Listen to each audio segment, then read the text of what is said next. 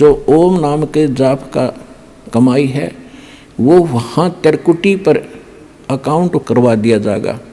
धर्मराज के दरबार में जाएंगे, परमात्मा आपके साथ होगा इस दास के रूप में, और उनसे कहेगा भाई इसका हिसाब करो। गीता अध्याय नंबर 18 के श्लोक नंबर 66 में आपका विधान है, क्योंकि वहाँ जैसे वकील बताते हैं जजों के सामने, जी ऐसा ऐसा उस धारा में ऐसा लिखा है, ऐसा लिखा है, ये खरा उतरता है, तो जज उसको स्वीकार करता है। तो जाते ही अब जैसे कबीर साहब के एक शब्द है, कर ले गुरु वकील मुकदमा भारी है, भाई कर लो गुरु वकील मुकदमा भारी है। तो गुरु एक वकील का भी काम करेगा आपका। तो वहाँ जाकर के भगवान होंगे इस दास के रूप में, और वहाँ उनको कहेंगे जी आपके विधान में लिखा है, गीता अध्याय नंबर 18 के श्लोक नंबर 66 में, सर्वधर्मान परित्यज्य माम एकम शरणम व्रज अहम तवा सर्व पापे भयमोक्षामि मा शुच। इसका अर्थ इन्होंने गलत कर रखा आज तक के अनुवादकर्ताओं ने। इन्होंने क्या कर दिया, श्री कृष्ण जी कह रहा है कि श्री कृष्ण न मान रही थी तो कि तू सब धर्मों को, सब धर्मों की सब पूजाओं को छोड़कर एक मेरी शरण में आ जा, फिर मैं तुझे सब पापों से मुक्त कर दूंगा। गीता अध्याय नंबर 2 के श्लोक नंबर 7 में अर्जुन पहले ही कह रहा है कि मैं आपकी शरण हूँ, आपका दास हूँ, मेरी बुद्धि अब काम नहीं कर रही, मैं युद्ध करूँ कि ना करूँ, मुझे सीधा मार्ग बता दो, आप मेरे गुरु, मैं आपका शिष्य हूँ। अर्जुन तो पहले उसकी शरण में था, ये सट्टे मारे तो कई नकल तो थी नहीं इनमें। गीता अध्याय नंबर 18 के श्लोक नंबर 66 का जो अर्थ है, गीता ज्ञानदाता कहता है, अपने आत्माओं दास का उद्देश्य ये केवल राम कथा सुनाना नहीं है, आपको विद्वान बनाना है ताकि आप मार ना खा जाओ, भविष्य में फिर काम ना बिगड़ जाओ। और बहुत आसान तरीके से आपको समझाया जा सकता है, 1 बार 2 बार 100 बार बताऊंगा, अपने आप हृदय में समा जाएगी आपके। इस झूठ को हमने लाखों बार सुन लिया तो वह सच्ची होगी, सत्य को भी सैकड़ों बार सुनोगे अपने आप, सत्य तो है ही सत्य, या तो ऐसा जगह बना देगी फिर कोई टस से मस नहीं कर सकता। गीता अध्याय नंबर 18 के श्लोक नंबर 62 में इसने कह दिया, अर्जुन तू सर्वभाव से उस परमेश्वर की शरण में जा, उसकी कृपा से तू परम शांति को, सनातन परम धाम को प्राप्त होगा।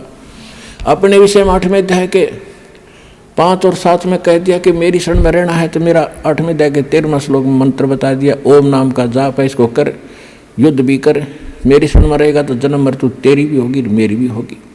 अब ये 18वां अध्याय लास्ट अध्याय है, लास्ट ये मंत्र चल रहे हैं, अंतिम मंत्र, अंतिम अध्याय गीता अध्याय नंबर 18 के श्लोक नंबर 62 में उसने कहा।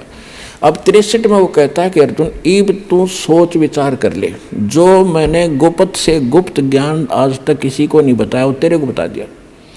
ये गीता का जो ज्ञान है ये अति रहस्य युक्त था, यो आज मैंने तेरे को बताया था, कभी पहले बताया था सूर्य को, और आज मैं तुझे बता रहा हूँ।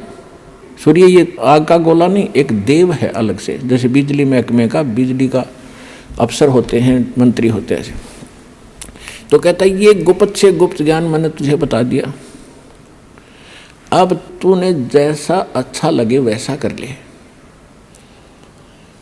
18वें अध्याय के 64वें श्लोक में कहा कि एक और गुप्त बता देता हूं कि जिसके विषय में 18वें अध्याय के 62वें श्लोक में मैंने कहा कि उसकी शरण में जा, वो मेरा भी पूज्य देव है, इष्ट देव है। ये तेरे हित में बता रहा। 18वें अध्याय के फिर 65वें श्लोक में कहता है कि अर्जुन यदि तूने मेरी शरण में आना है तो मुझे नमस्कार कर, मेरा भक्त बन, चिंता ना कर, तो मुझे ही प्राप्त होगा। फिर 18वें अध्याय के 66वें श्लोक में फिर कहा है यदि तूने उसकी शरण में जाना है तो सर्वधर्मान परित्यज्य माम। 18वें अध्याय के 66वें श्लोक में कहा है कि आपने 18वें अध्याय के 62 में जिसके बारे में मैंने कहा श्लोक में, उसकी शरण में जाना है, सदा जन्म मृत्यु से रहित हो जाना है, कंप्लीट आपने पीस चाहिए, संपूर्ण शांति चाहता है, तो मेरे सतर की 18वें अध्याय के 66वें श्लोक में कहता है सर्वधर्मान परित्यज्य माम। मेरे सतर की जो पूजाएं हैं, इसके सतर की कौन सी पूजाएं हैं? ये 500 यज्ञ करते हैं, ओम नाम का जाप आज आप श्वास से जो जाप करते हैं, ये उसके सतर की, ब्रह्म के सतर की भक्ति पूजाएं हैं। ये मुझे छोड़ दे, मुझे दे दे। और एकम शरणम व्रज, एकम माने जिसके बराबर दूसरा नहीं है, वो सर्वशक्तिमान। गीता अध्याय नंबर 15 के श्लोक नंबर 17 में जिसके विषय में कहा है, उत्तम पुरुषत्व अन्य परमात्मा इति उदाहरते, यह लोक धर्म अविश्य विवर्ती अवैश्वर है। अब यहाँ पुण्यात्माओं एक 15वें अध्याय के 18वें श्लोक में ये विचलित कर देते हैं कुछ भ्रमित नकली संत गुरु। वो कहते हैं कि गीता अध्याय नंबर 15 के श्लोक नंबर 18 के बारे में रामपाल नहीं बोलता। अब उसके बारे में बोलने का विषय जब आए तभी बोला जाता है। उसमें क्या बताया है, गीता अध्याय नंबर 15 के श्लोक नंबर 16 में इन्हें स्पष्ट कर दिया है कि सरपुरुष और अक्षर पुरुष ये दो पुरुष हैं, और ये इन दोनों के अंतर्गत जितने प्राणी हैं वो नाशवान हैं, और ये स्वयं भी नाशवान है। आत्मा किसी की मरती नहीं।